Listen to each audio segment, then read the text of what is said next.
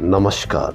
देश की तमाम फटाफट खबरों में आपका स्वागत है। खबरों के लिए आपसे निवेदन कि यदि आपने हमारे चैनल को सब्सक्राइब नहीं किया तो कृपया करके आपके अपने चैनल को सब्सक्राइब करना ना भूलें।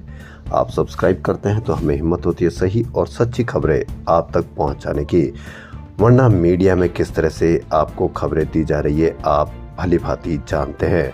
तो आज की क्या है बड़ी खबर।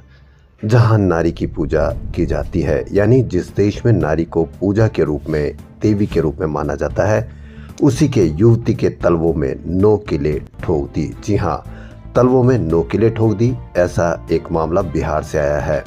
बिहार में एक विवाहिता की हत्या का एक ऐसा मामला सामने आया जिसे सुनकर आप कांप जाएंगे। बुधवार सुबह नालंदा के बिहार शरीफ स्थित बहादुरपुर में 24 साल की युवती का शव मिला, जिसके पूरे शरीर पर पीटने के निशान थे। हत्या आरोपी इतने बर्बर थे कि दोनों तलवों में नोकीले ठोक दी। जी हां, जिस देश में नारी की पूजा की जाती है उस देश में युवती के दोनों तलवों में नोकीले ठोक दी। कलाई में कैनुला लगा था और पट्टी बंधी थी। इससे लगता है कि उसका कहीं इलाज चल रहा था। ग्रामीणों ने युवती के गर्भवती होने की भी बात कही है। कहीं पर भी आप मीडिया पर इसकी कोई चर्चा नहीं देखेंगे, क्योंकि मीडिया पे चर्चा किसी दूसरी बात की जा रही है, जिससे आप बिल्कुल दूर दूर तक आपका कोई नाता नहीं रहेगा। चैंपियंस ट्रॉफी का फाइनल मैच 9 मार्च को भारत न्यूजीलैंड के बीच होगा। बुधवार को पाकिस्तान के लाहौर स्थित गद्दाफी स्टेडियम में खेले गए दूसरे सेमीफाइनल में न्यूजीलैंड ने दक्षिण अफ्रीका को 50 रन से हरा दिया। पहले बल्लेबाजी करते हुए न्यूजीलैंड ने 6 विकेट पर 362 रन बनाए। ये चैंपियंस ट्रॉफी का सर्वोच्च स्कोर है। जवाब में अफ्रीकी टीम 9 विकेट खोकर 312 रन ही बना सकी। इसमें डेविड मिलर के 64 गेंदों पर नाबाद 100 रन भी शामिल है। भारत न्यूजीलैंड दोनों टीमें फॉर्म में है। वनडे में भारत का पलड़ा भारी है। इसकी 2 वजह। पहली, दोनों में अब तक हुए 119 वनडे में भारत 61 मैच जीता है। टेस्ला के आगमन के लिए पूरा देश इंतजार कर रहा है। टेस्ला ने भारत में पहला शोरूम खोलने के लिए बांद्रा कुर्ला कॉम्प्लेक्स में 4000 वर्ग फुट जगह किराए पर ली है। एलोन मस्क की कंपनी इनके लिए हर महीने 35 लाख रुपए किराया देगी। चीन की जिनपिंग सरकार ने अपने वार्षिक नेशनल पीपुल्स कांग्रेस सत्र की शुरुआत करते हुए इस साल का रोड मैप पेश कर दिया है। प्रधानमंत्री ली कीयांग द्वारा पेश वर्क रिपोर्ट में रक्षा बजट में 7.2% की वृद्धि की गई है। अब चीन का रक्षा बजट 21.5 लाख करोड़ रुपए हो गया है। यह अमेरिका के बाद दुनिया का दूसरा सबसे बड़ा सैन्य बजट है। बीते साल भी चीन ने रक्षा बजट में 7.2% बढ़ाया था। जिनपिंग का अमेरिका को जवाब, चीन ने अपना रक्षा बजट 7.2% बढ़ाया। जीडीपी टारगेट 5% रखा। वहीं चीन ने अपनी वर्क रिपोर्ट में एक बार फिर ताइवान पर कब्जा करने की प्रतिबद्धता दोहराई। रिपोर्ट में कहा गया कि चीन ताइवान को आजाद कराने की कोशिशों और बाहरी हस्तक्षेप का कड़ा विरोध करेगा। बहुत समय बाद किसानों की बड़ी खबर आई है। किसानों की बड़ी खबर इसलिए आई है क्योंकि उसने पंजाब सरकार ने किसानों के चंडीगढ़ कूच के मिशन को पूरी तरह से फेल कर दिया है। वरना साल भर से किसान बैठे हुए, कहीं पर भी इसकी कोई बड़ी खबर नहीं और न ही इस पर कोई मीडिया चर्चा हुई है, क्योंकि अब पंजाब सरकार ने उनको कई किसान नेताओं को घरों से गिरफ्तार कर लिया। तो बड़ी खबर आपके लिए किसानों की आना शुरू हो गई है या आना शुरू हो जाएगी।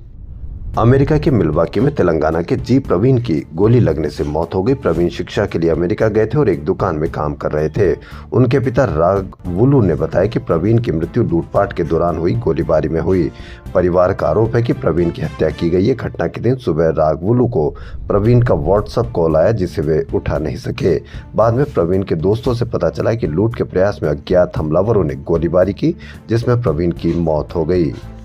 जम्मू कश्मीर में एक अनूठे प्रयास के तहत क्राउड फंडिंग से यूनिवर्सिटी शुरू करने की तैयारी। इसके लिए स्थानीय लोग साथ आए हैं। प्रमोटरों के अनुसार राज्य में यह अपनी तरह का पहला संस्थान होगा जो पूरी तरह से सार्वजनिक समर्थन, दान और सामूहिक प्रयास पर निर्मित और संचालित होगा।